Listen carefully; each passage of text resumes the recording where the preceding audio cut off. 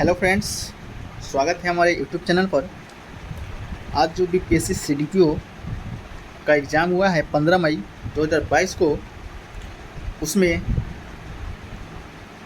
जितने भी इतिहास के प्रश्न आए हैं उनको आज हम देखेंगे और उनके संभावित उत्तर को देखने का प्रयास करेंगे। चलिए तो शुरू करते हैं हमारा पहला प्रश्न से। इतिहास से जो हमारा पहला प्रश्न है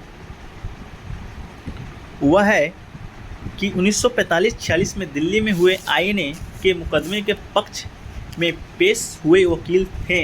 तो इसका जो सही आंसर हो जाएगा वो हो जाएगा option number B option number D Bhulabhai Desai. उसी प्रकार अगला प्रश्न देखते हैं कि सही कालानुक्रमिक क्रम में भारतीय स्वतंत्रता संग्राम में जुड़ी निम्नलिखित घटनाओं को व्यवस्थित करें। तो दोस्तों इसका जो सही आंसर हो जाएगा ऑप्शन नंबर ए हो जाएगा, क्योंकि जो डायरेक्ट एक्शन दिवस है 1946 में मनाया गया था और कांग्रेस मंत्रालयों का इस्तीफा 1939 में और व्यक्तिगत सत्याग्रह है जो कि 1940 में। तो इसी प्रकार देखें सही कालानुक्रम है वो है ऑप्शन नंबर ए। अगला प्रश्न है कि निम्नलिखित आंदोलनों का कालानुक्रमिक क्रम क्या है। तो इसका भी जो सही आंसर हो जाएगा वो हो जाएगा ऑप्शन नंबर ए। अगला प्रश्न है कि इनमें से बिहार के किस नेता के हमोट कमीशन के समक्ष रांची में प्रस्तुत होकर दलितों के लिए मताधिकार की मांग रखी थी। तो इसका जो सही आंसर हो जाएगा दोस्तों हो जाएगा ऑप्शन नंबर बी, बाबू जगजीवन राम। अगला प्रश्न है कि इनमें से किसने बक्सर के युद्ध के तुरंत बाद अंग्रेजों के विरुद्ध बिहार में विद्रोह की शुरुआत की थी। तो इसका जो सही आंसर हो जाएगा दोस्तों ऑप्शन नंबर ए, महाराज फतेहपुर बहादुर शाही, जो है कि गोपालगंज से बिहार में विद्रोह की शुरुआत की थी बक्सर के युद्ध के तुरंत बाद। अगला प्रश्न है कि भारत छोड़ो आंदोलन के दौरान पटना के 7 शहीद कहे जाने वाले व्यक्तियों में कौन बीएन कॉलेज का विद्यार्थी था। तो इसका जो सही आंसर हो जाएगा दोस्तों हो जाएगा इसका ऑप्शन नंबर ए, उमाकांत प्रसाद सिन्हा। इसी प्रकार अगला प्रश्न देखते हैं कि इनमें से किसने उल गुलान आंदोलन प्रारंभ किया था। तो इसका जो सही आंसर है वो हो जाएगा ऑप्शन नंबर सी, बिरसा मुंडा।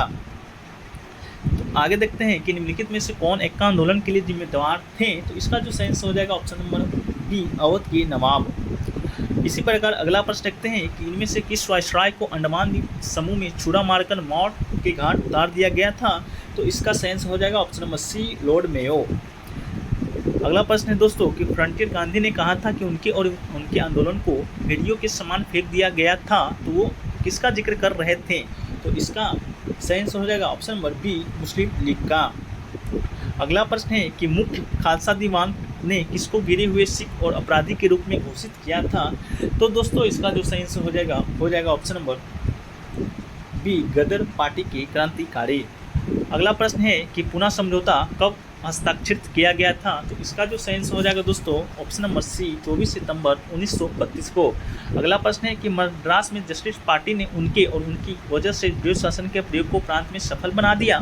तो दोस्तों इसका जो सही आंसर हो जाएगा ऑप्शन नंबर बी, अंग्रेज में कोई प्रति वफादार रवैया। अगला प्रश्न है कि निम्नलिखित में से किसने अप्रैल 1930 में विद्यारण्यम सत्याग्रह का आयोजन किया था। तो इसका जो सही आंसर हो जाएगा दोस्तों हो जाएगा ऑप्शन नंबर बी, सी, राजा गोपालचारी। अगला प्रश्न है कि किससे चंपारण सत्याग्रह का बहुत महत्वपूर्ण पहलू सही मायने में कहा जा सकता है। तो इसका जो सही आंसर हो जाएगा दोस्तों ऑप्शन नंबर सी, भारत के राष्ट्रीय आंदोलन में किसानों का शामिल होना। इसी प्रकार अगला प्रश्न है कि पुस्तक इंडिया डिवाइडेड किसने लिखी। तो दोस्तों इसका सही आंसर हो जाएगा option number A, doctor Rajendra Prasad. अगला प्रश्न है कि डैश जवाहरलाल के बौद्धिक विकास में फरवरी 1927 में बुशलिस्ट कांग्रेस में औपनिवेशिक दमन और साम्राज्यवाद के विरुद्ध उनकी सक्रिय भागीदारी के साथ एक मोड़ आया शब्द किसने लिखा। तो इसका जो सही आंसर हो जाएगा दोस्तों ऑप्शन नंबर सी, माइकल ब्रेचर। अगला प्रश्न है कि क्रिप्स के प्रस्ताव ने वास्तव में हमें कुछ नहीं दिया, यदि हम प्रस्ताव को स्वीकार करते तो हमें भविष्य में पछताना पड़ता। युद्ध ने भारत को अपनी स्वतंत्रता प्राप्त करने का अच्छा अवसर प्रदान किया था, केवल एक वचन पर आधारित होने के कारण हमें इसे खोना नहीं चाहिए। ये शब्द किसने लिखा। तो दोस्तों इसका जो सही आंसर हो जाएगा ऑप्शन नंबर सी, महात्मा गांधी। अगला प्रश्न है कि किस घटना ने ब्रिटिश प्रधानमंत्री इटली को सदमा में पहुंचा दिया, जिसने घोषणा की कि ब्रिटिश साम्राज्यवाद की इमारत को बड़ा झटका लगा है। तो इसका जो सही आंसर हो जाएगा दोस्तों, हो जाएगा ऑप्शन नंबर बी, शाही भारत जल सेना का विद्रोह। अगला प्रश्न है दोस्तों कि किसने स्वतंत्र भारत के प्रथम प्रधानमंत्री जवाहरलाल नेहरू का साहस और दूरदर्शिता के उत्कृष्ट नेता के रूप में अभिवादन किया। तो इसका सही आंसर हो जाएगा दोस्तों ऑप्शन नंबर ए, मौलाना अबुल कलाम आज़ाद। अगला प्रश्न दोस्तों कि तृतीय बोध सभा का अध्यक्ष कौन था। तो इसका सही आंसर हो जाएगा दोस्तों ऑप्शन नंबर डी, मोगली पुत्र तिस द्वारा। अगला प्रश्न है दोस्तों कि जागीर बांटने की फिरोज शाही तुगलक की नीति के पीछे की कौन सी शक्ति थी। तो इसका सही आंसर हो जाएगा दोस्तों ऑप्शन नंबर ए, उलमाओं की उपलब्धि। अगला प्रश्न है दोस्तों कि बंगाल प्रांत के साथ बिहार प्रांत को कब मिलाया गया। तो इसका सही आंसर हो जाएगा दोस्तों option number D, option number C, 1733। अगला प्रश्न है कि किस ब्रिटिश अधिकारी ने भारत सरकार को सूचित किया था कि पटना के मुसलमान पेशावर के नज़दीक जो 68वीं नेटिव इन्फेंट्री के साथ आपस में पत्र व्यवहार करते थे, यासना की ब्रिटिश के विरुद्ध बगावत करे। तो इसका सही आंसर हो जाएगा दोस्तों ऑप्शन नंबर ए, रॉबर्ट मॉन्टगोमरी। अगला प्रश्न है दोस्तों कि 1888 में इलाहाबाद में किस राजा ने भारतीय राष्ट्रीय कांग्रेस के चौथे अधिवेशन के संपन्न होने में बहुमूल्य सहायता प्रदान की थी। तो इसका सही आंसर हो जाएगा दोस्तों ऑप्शन नंबर सी, दरभंगा के महाराज। अगला प्रश्न दोस्तों कि 11 अगस्त 1942 को पटना शहर में भारत छोड़ो आंदोलन का किन्होंने मार्गदर्शन किया था। तो इसका सही आंसर हो जाएगा दोस्तों ऑप्शन नंबर ई, उपयुक्त में से कोई नहीं, एक से अधिक। अगला प्रश्न है कि पूर्व गुप्त काल में शीशे के सिक्कों की एक नई बड़ी संख्या जारी की गई थी, किसके काल में। तो इसका सही आंसर हो जाएगा दोस्तों ऑप्शन नंबर ए, सातवाहनों के काल में। अगला प्रश्न दोस्तों कि अशोक की नीति के आर्थिक परिणामों के कारण ही मौर्य समाज का पतन अधिकांशतः उचित था, इसमें तथ्य में किसने विश्वास किया था। तो दोस्तों इसका सही आंसर हो जाएगा ऑप्शन नंबर ई, उपयुक्त में से कोई नहीं, एक से अधिक। अगला प्रश्न है कि प्रसिद्ध इलाहाबाद प्रसिद्धि का लेखक कौन था। तो इसका सही आंसर हो जाएगा दोस्तों ऑप्शन नंबर बी, हरिसेन।